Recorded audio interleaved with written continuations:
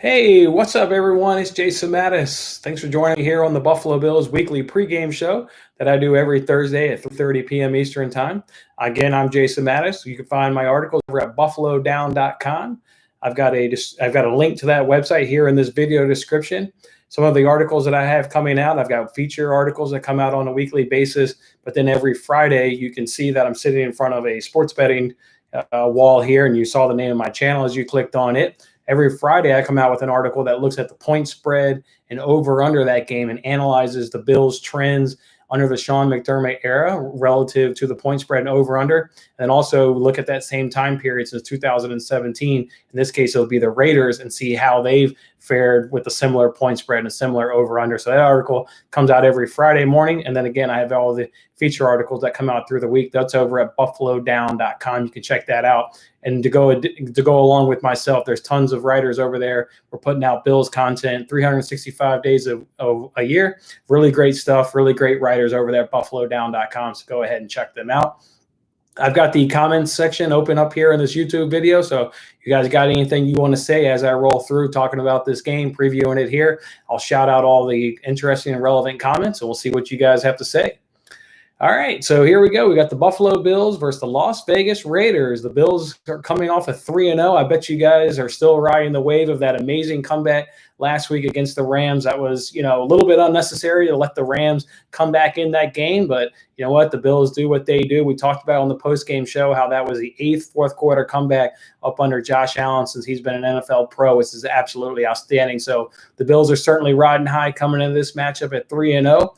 Meanwhile, you've got the 2-1 Raiders coming into this matchup. They've looked pretty decent. They've beaten the Saints, and they also beat the Saints in New Orleans. And people always talk about that being a tough place to play. Obviously, there's no fans, going on throughout most of these NFL stadiums, but it was still, an impressive win there on Monday Night Football. So that was good for them. There's something though that's majorly changed since that win against the Saints as the Raiders head into this matchup coming up this Sunday here against the Bills, and that's the health of these two teams. The Raiders on Wednesday's injury report had 16 players on the injury report, and that doesn't even count the players that they have on IR, including their stud guard and Richie Incognito, who the Bills fans are obviously familiar with. So just 16 players are on the injury report. And we'll talk about that a little bit more in depth as we preview this game, but that's just a big glaring issue for the Raiders coming up that John Gruden has even talked about in the press conferences as he's been asked by the local media.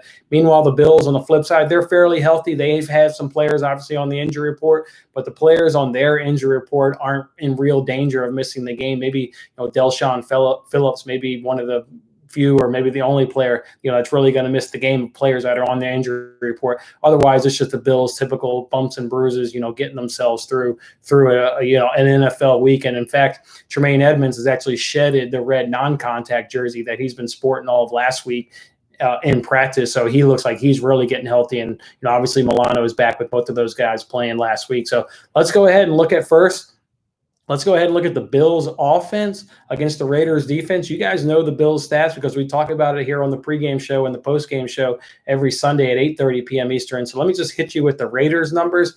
The Raiders overall, their defense is ranked 27th in the league. Coming in at pass defense is 16th, and then their rush defense comes in at 28th in the league. And so much, in fact, that they actually gave up 250 yards last week on the ground to the Patriots. So maybe the Bills will see that and want to exploit that, but we'll talk about that. But in terms of predicting what the Bills will do, we know the Bills are going to want to pass the ball. That's what this new offense does. That Josh Allen has 3 straight 300-yard passing games. You got 300, 400, and a 300-plus to start this season. Just really incredible. And that's becoming a weekly story now for the Bills, and this Bills offense is really, how do you stop it? You guys recall last week against the Rams, Stephon Diggs and John Brown, they don't even catch a pass in the first half, yet that offense was absolutely unstoppable in the first half, and the Bills did it against a good opponent. They were criticized going into that game against the Rams, 2-0 start. Offense was number 1 in the league going into that matchup against the Rams, and everybody wanted to just say we hadn't done it against,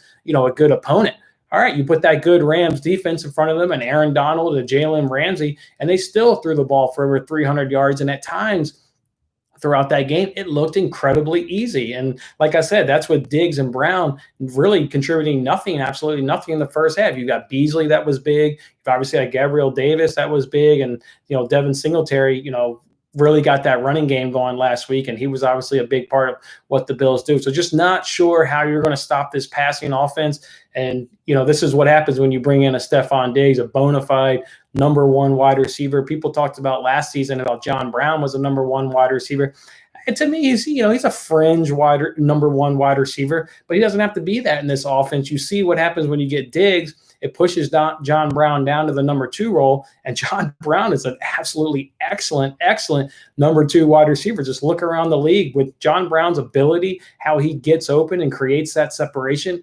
Maybe one of the better, number two wide receivers in all the league. So this is just, credit to Brandon Beane in the offseason of bringing in a Stephon Diggs and, doing exactly what you want. Brian Daboll can mix it up. Maybe the Rams with Jalen Ramsey, it was, we'll take away Stephon Diggs.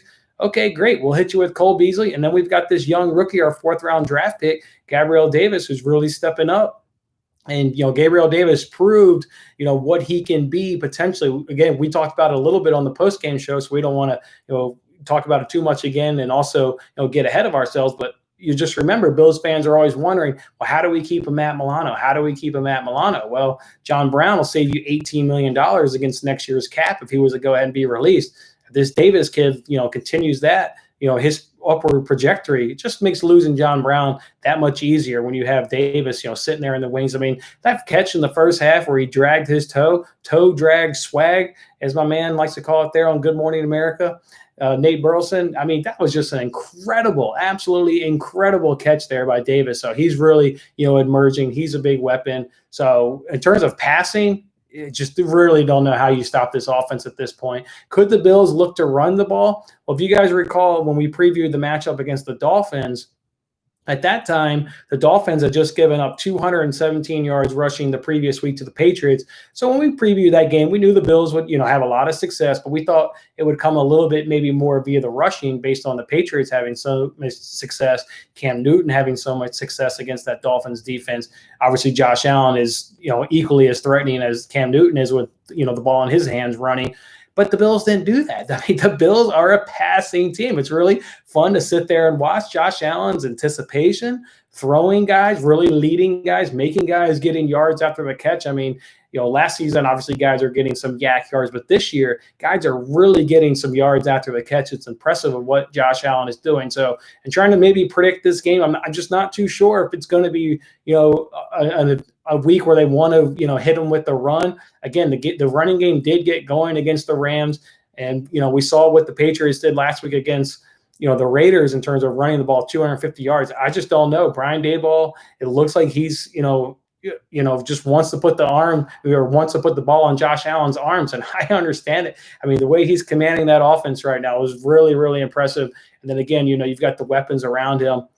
Maybe even furthermore to say, maybe how the Bills will, want to attack this Raiders defense through the air is the Raiders' first-round draft pick in this 2020 draft, Damon Arnett. Looks like he's going to miss this game. He re-aggravated a thumb injury. So, definitely looks like he's probably going to miss this game. So, that means Stephon Diggs he's probably already going to have a big day. This Raiders secondary, when you look at it, there's no, real Pro Bowl standout kind of players. You lose your number one draft pick. So I think the Bills can really pick their poison. And if I had to take a guess, based on how they played that game against the Dolphins, when there was an opportunity to run the ball, they chose to do it through the air. That's what I'm expecting again. I'm expecting another really big passing day out of Josh Allen. I wouldn't be surprised if it's 300 yards. The only way it's not 300 yards is again, if the Bills decide to, maybe go a little bit more run heavy, or maybe not run heavy, but maybe just have it be a little bit more balanced. Otherwise, with what Josh Allen is doing, he's setting the standard that he can be the guy. He can carry this offense, and he can get 300-yard games on a, I don't want to say regular basis, but 3 out of 3 so far. So he's the one setting us that tone. So I'm definitely expecting another big day out of Josh Allen. Again, the Raiders secondary doesn't scare me. Across that defensive line, Max Crosby is their leading sack getter. He's got 2 sacks. Otherwise, I don't really see a whole lot that's going to threaten this Bills offensive line, a unit that has a lot of cohesiveness and chemistry, left over from the last season. It looks like putting Cody Ford last week over at the left guard spot looked like that was a really good move. You got Brian Winters now as a right guard. I expect Feliciano, when he does return, to maybe slide up in that right guard spot, and Winters to remain on the sideline and be active on game days, but just not be a starter. But we don't want to put the cart before the horse there. We'll give Feliciano time to get back. So let's just see what the Bills do. This could be maybe a game where Devin Singletary has a lot of success.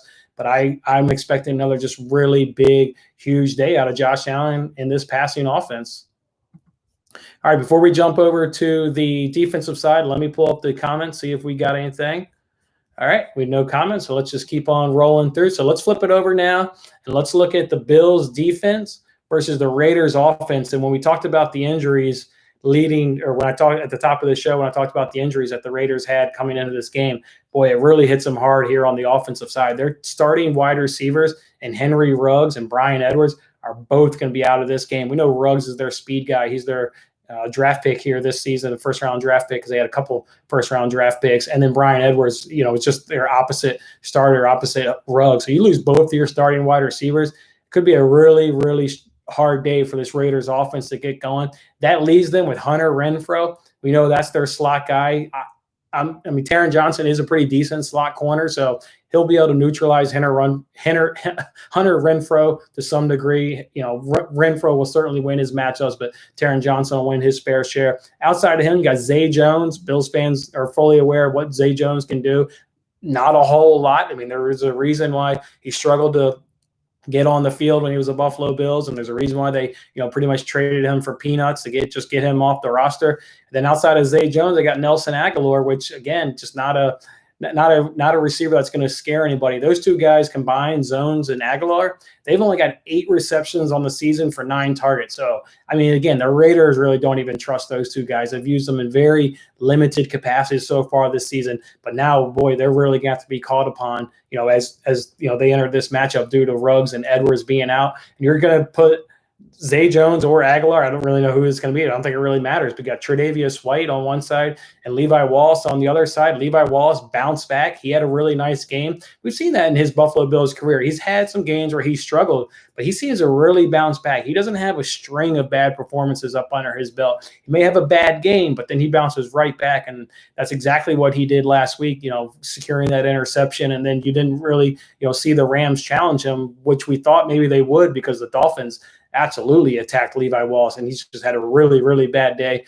When the Raiders want to attack this Bills defense, though, it's got to be through their tight end, Darren Walker. He's got 20 receptions, which counts for 27% of the receptions so far on this roster. He's got 28 targets, which that accounts for 28% of the targets. It's going to be the Darren Waller show, which even makes it more important that, that the Bills have Milano back, and he will be back because he played last week. But Milano and Edmonds, you just saw what they did last week. If you guys recall, Higbee, which was the Rams' really good tight end, he's really good in the passing game. His first catch came in the second half, and I believe it was late in the third quarter, if I recall correctly. Maybe it was midway in the third quarter. But either way, that just shows what happened when you put a Milano and an Edmonds back on the field. It really shuts down a team's, passing game coming out of the running back, and also a passing game coming up out of the tight end. Those two linebackers are dynamic duo and just about as good as anybody in the league. So, that's going to be the Raiders' best option, is through the tight end spot at Darren Waller, but you're playing right into the Bills' strength. So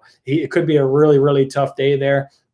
This could definitely be a day that the Raiders need to rely heavily on Josh Jacobs. He has 252 yards so far in 3 games. We saw the Bills, really get hit hard last week with the Rams rushing attack. There were moments where they were just absolutely gashing that Bills defense, breaking off, some pretty big runs. And we know if the Bills have an Achilles heel on defense, it's more often than not going to be that rush defense. You look at previous seasons, they've had stretches where they, struggle defending the run. This could be, I think, because of the struggles of what they'll do in the passing game. This could definitely be a game where Josh Jacobs needs to be on his A game and really, have him probably a 150 plus day. But if that happens, and the Bills with their corners, of Tre'Davious White and of Levi Wallace can really neutralize the wide receivers and not require much safety help, you can bring a Hyde and a Poyer down closer into the box. And now the Raiders, when they do get predictable that they are going to run the ball, the Bills may have an opportunity to shut that down before it can get started. So big advantage there for this Bills defense, giving the health. And the Raiders' health does aid into it, but let's not, the Bills have an excellent defense. They're always top 5 in the league. Derek Carr, no interceptions so far on the season. I think the Bills defense are definitely going to pick him off. Look, again, the struggles there that they're going to have in the passing game, he's going to get frustrated. I think he's going to want to be forcing the ball because it's going to be harder to get things going. I see the Bills intercepting Derek Carr probably twice so far. I think they'll intercept him 2 times in this game. So a quarterback that has made some good decisions, hasn't turned the ball over this season. I think it's just going to be an overall really tough day for this offense, and look for Derek Carr to be forcing the issue maybe in the second half, trying to claw their way back in this game. And to make life even tougher, even more struggles here for the Raiders, both of the right tackles, the Trent Brown and Sam Young, the backup, both of them are on the injury list. So, I mean, it's just a team that is absolutely beat up. I mean, injuries happen in the NFL. You can't do anything about it, but this is a team that's just getting hit with a lot of them, and a lot of them at some key positions. We'll see. This could be another big day here for that defensive line, with especially that right side, at least the tackle position, at least, certainly banged up. Bills get some penetration. Ed Oliver, can collapse it down the middle. Could be a real nice big day for this Bills defense. I'm not really sure sitting here when I was doing this preview and analyzing it, when you're looking at the injuries and the weapons, I guess you want to call them the weapons that the Raiders do have at their disposal at offense. Really not going to sure how they're going to go up against this top 5 Bills defense. So before we move on into the prediction, let's see if we do have any comments there going on.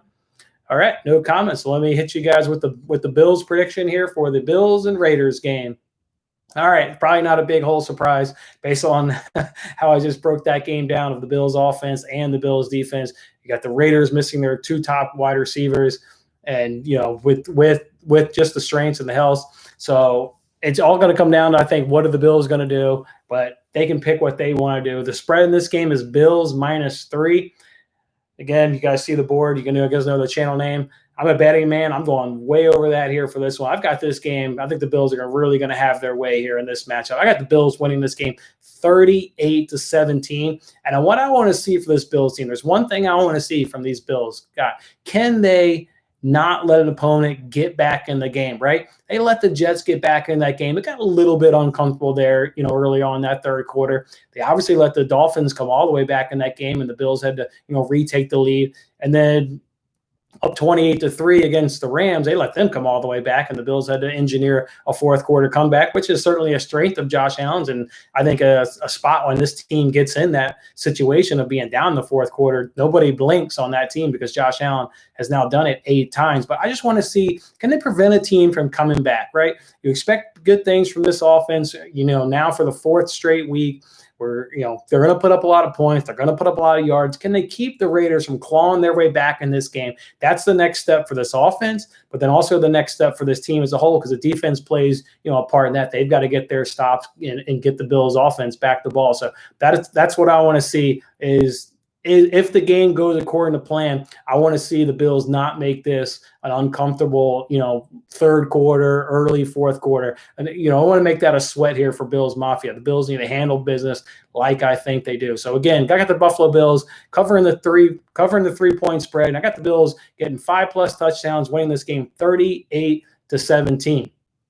Guys, don't forget, we got the post-game show. Comes up every Sunday at 8:30 p.m. Eastern time, where we obviously analyze and break down the game earlier on in the action. So that's exactly what we'll do Sunday, 8:30 p.m. Eastern time. And then we'll come back again Thursday at this same time, 3:30 p.m. Eastern time. We'll preview the game against the Titans. So go ahead, like this video, guys. Go ahead and subscribe to this video. If you love Bills content, read my articles over at BuffaLowDown.com. Subscribe to this channel as well if you're obviously interested in any sports betting. I provide sports betting videos and tips and advice on a daily basis. So if you like that, I've got plenty of that content going on here on this YouTube channel as well. Otherwise, again, guys, I'll see you guys Sunday, 8:30 p.m. Eastern on the post-game show. Good luck to the Buffalo Bills going up against the Las Vegas Raiders this weekend.